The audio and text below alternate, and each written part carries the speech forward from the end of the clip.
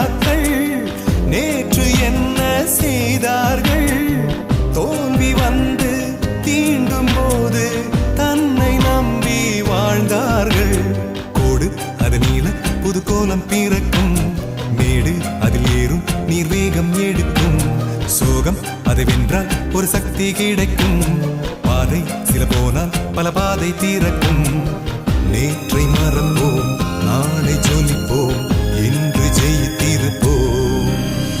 சில நேரம் சில பொழுது சோதனை வரும் பொழுது நம்பிக்கையால் மனம் உழுது வானில் உன் பெயர் எழுது.